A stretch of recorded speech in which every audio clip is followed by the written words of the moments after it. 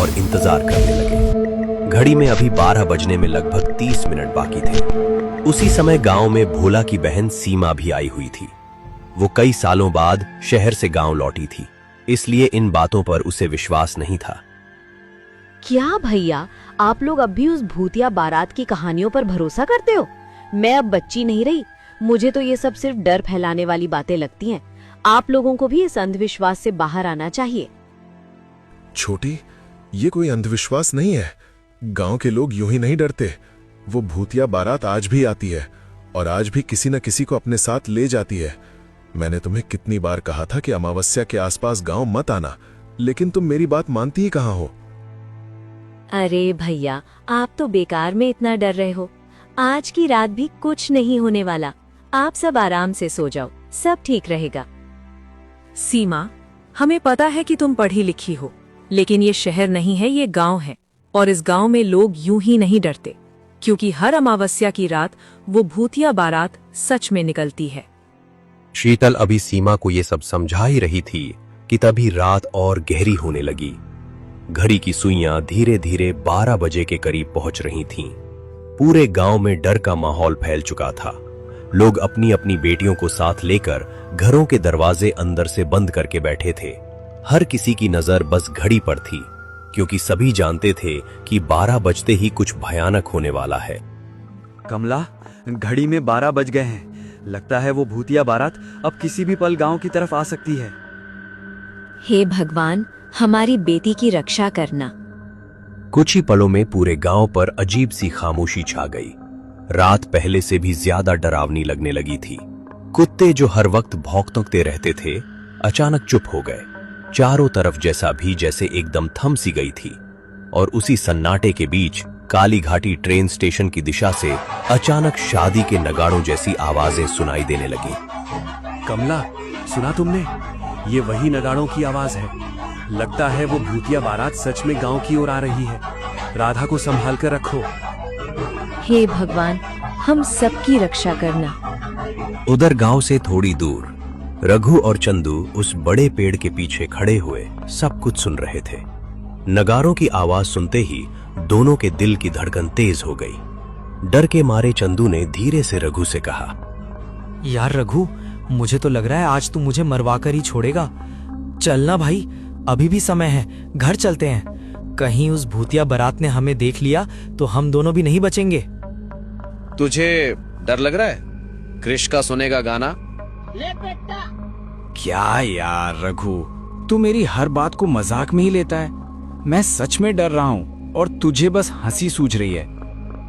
अरे डर मत, कुछ नहीं होगा। मैं हूं ना तेरे साथ। बस थोड़ी देर रुक, हम उस भूतिया बारात को देखेंगे और फिर चुपचाप यहाँ से निकलकर घर चले जाएंगे।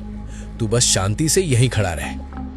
रघु और चंदू अभी आपस में बात ही कर रहे थे कि अचानक दूर से शादी के ढोल नगाड़ों की आवाज सुनाई देने लगी। पहले वो आवाज बहुत धीमी थी, फिर धीरे धीरे तेज होने लगी और कुछ ही पलों में इतनी तेज हो गई कि जैसे पूरी रात उसी आवाज से गूंज उठी हो। ये सुनते ही चंदू घबरा कर बोला, अरे रघु, सुन रहा है ना? ये वही भूतिया बारात के नगाड़ों की आवाज है। लगता है वो काली घाटी ट्रेन स्टेशन से निकलकर अब गांव की तरफ बढ़ रही है।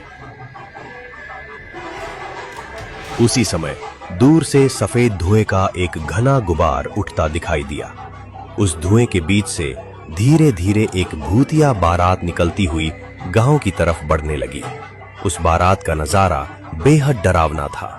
किसी बाराती का चेहरा जला हुआ था, किसी की आंखें खून जैसी लाल चमक रही थीं। कोई पागलों की तरह नाच रहा था, तो कोई भयानक ढोल और नगाड़े बजा रहा था। उन सब के चेहरों पर अजीब सी डरावनी मुस्कान थी। धीरे धीरे वो भूतिया बारात गांव की गलियों में दाखिल हो गई। जब रघु और चंदू की नजर उस बारात पर पड़ी तो डर के मारे चंदू कांपते हुए बोला, अरे रघु, वो देख, वो भूतिया बारात सच में गांव में आ गई। हे भगवान, आज बस किसी तरह बचा लो। अगर आज बच गए ना तो मैं कसम खाता हूं कि फिर कभी रात में तेरे साथ बाहर नहीं निकलूंगा। रघु और चंदू दोनों ही उस भयानक दृश्य को देखकर जैसे पत्थर के समान खड़े रह गए। डर के मारे उनके शरीर कांप रहे थे। कुछ ही देर में वो भूतिया बारात जाकर भोला के घर के सामने रुक गई। बारात के बीच खड़ा भूतिया दूल्हा अचानक आगे बढ़ा और जोर से दरवाजा तोड़कर घर के अंदर घुस गया।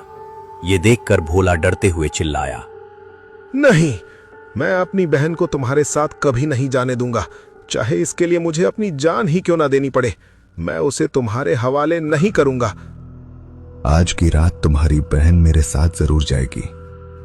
मुझे कोई नहीं रोक सकता, और जो भी मेरे रास्ते में आया वो अपनी जान से हाथ धो बैठेगा। इसलिए रास्ते से हट जाओ, मैं अपनी दुल्हन को लेने आया हूं। लेकिन भोला और उसकी पत्नी शीतल उसके सामने से हटने को तैयार नहीं थे। तभी वो भूतिया दूल्हा गुस्से में उन दोनों पर हमला कर देता है। कुछ ही पलों में दोनों जमीन पर गिर जाते हैं। ये सब देखकर सीमा जोर जोर से रोने लगती है। वो गिड़गिड़ाकर रहम की भीख मांगती है, लेकिन उस भूतिया दूल्हे पर इसका कोई असर नहीं होता। वो सीमा को जबरदस्ती पकड़कर अपने साथ काली घाटी ट्रेन स्टेशन की ओर ले जाने लगता है।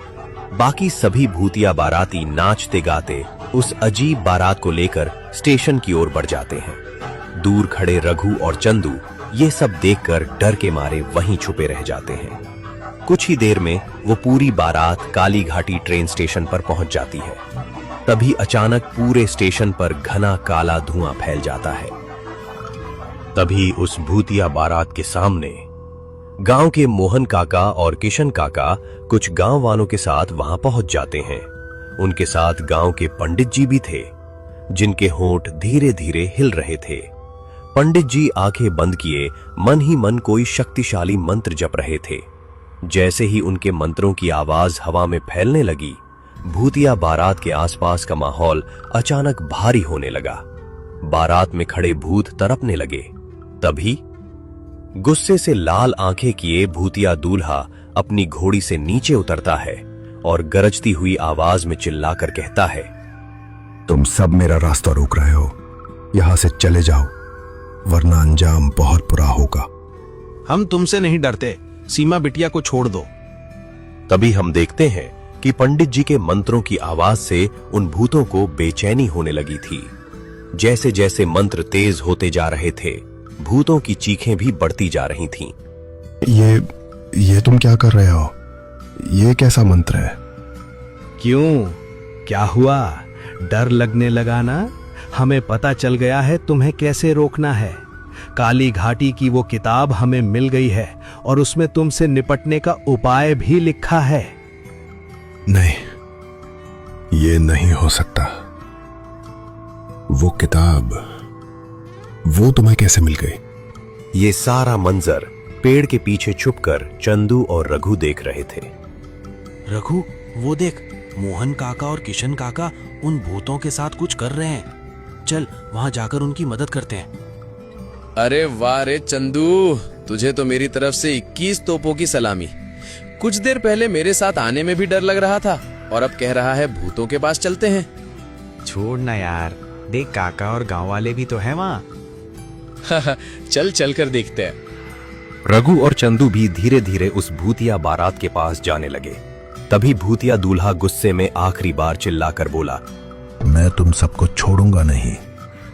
मेरी दुल्हन को ले जाने आए हो तुम लोग। इस बार मैं बिना दुल्हन के जा रहा हूं, लेकिन याद रखना, अगली अमावस की रात मैं अपनी दुल्हन लेने जरूर आऊंगा। इतना कहकर वो भूतिया बारात अचानक हवा में गायब हो जाती है। जैसे ही बारात वहां से जाती है, पूरा माहौल एकदम शांत हो जाता है। वाह काका, आपने तो इन भूतों को भगा दिया। नहीं चंदू, ये बस कुछ दिनों की शांति है। हमने बस उसे रोका है, लेकिन अगली बार वो फिर आएगा और उस वक्त शायद हम उसे रोक नहीं पाएंगे। कोई नहीं काका, कम से कम सीमा की जान तो बच गई। उस रात भूतिया बारात के गायब होते ही काली घाटी का पूरा जंगल एकदम शांत हो गया। हवा भी जैसे थम सी गई थी और दूर कहीं उल्लू की डरावनी आवाज गूंज रही थी। गांव वाले समझ रहे थे कि खतरा टल गया है, लेकिन मोहन काका के चेहरे पर अभी भी डर साफ दिखाई दे रहा था, क्योंकि वो जानते थे ये जीत नहीं, बस कुछ दिनों की मोहलत है। भूतिया दूल्हा जाते जाते जो कह गया था वो कोई खाली धमकी नहीं थी।